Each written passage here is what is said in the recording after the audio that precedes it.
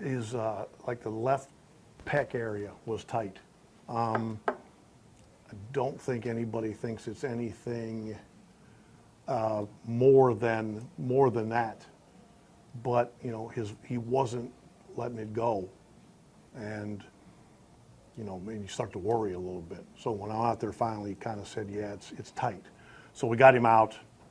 We'll certainly look at him more tomorrow. I think we'll have a much better read, but it's hopeful that maybe a couple of days just kind of could remedy that. We'll see. With Abe, I give Abe a lot of credit for trying to play through that.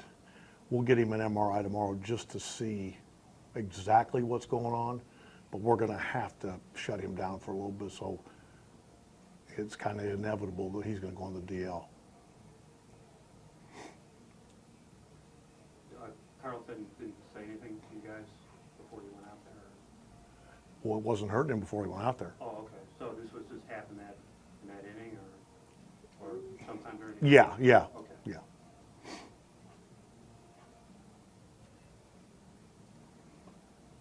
Same injury with Abe that he did in Toronto. Yeah, it's just pinching him, and he wanted to stay in there. Like I said, I give him a lot of credit, but if he's feeling it, I don't see how it's going to get better, and it's just not fair. He came up and was reluctant to make the throw. That's not fair to anybody. How good was it to have another big first inning, just get out? Yeah, and it's a good thing. But with Archer, his stuff is so good, and if we were able to lay off, because he was scattering some balls early, and fortunately we didn't go out of the zone too much. And then when Lonnie gets a big hit, it ends up being a crooked number, which ends up probably winning the game for us. Good job by the bullpen. That's a lot to ask. You come in that early, but Goody's been terrific. Shaw, they all kind of pick each other up. Get a couple base runners but there's another guy waiting to clean it up, and Andrew kind of with an uncharacteristic leadoff walk. But then you see his competitiveness. Even when he's at 30, he's raring to go. What did you think of play where Ramirez threw to second? Like maybe he could have stepped Yeah, because he did that early in the game with Longoria, I think it was. Such a long game, might have been yesterday. But I thought he was going to third. For whatever reason, maybe he felt like he was too far away to finish the play.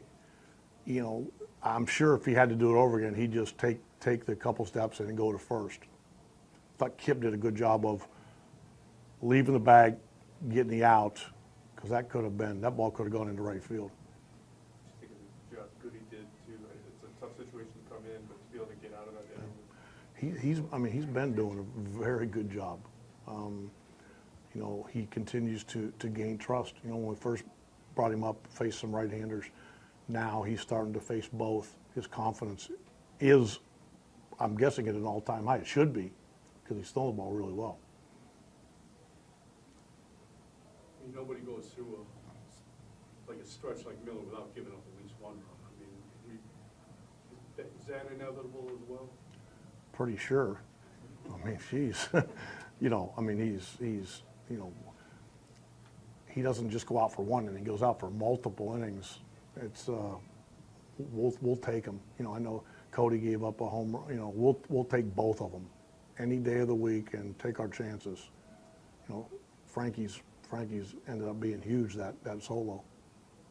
When you have so many relievers willing to go multi-innings, if you ask that of them, how tough is that to balance that in a game like this where you're trying to stretch it and catch it? Well, I think in a game like tonight, it's not as tough because we need somebody to do that.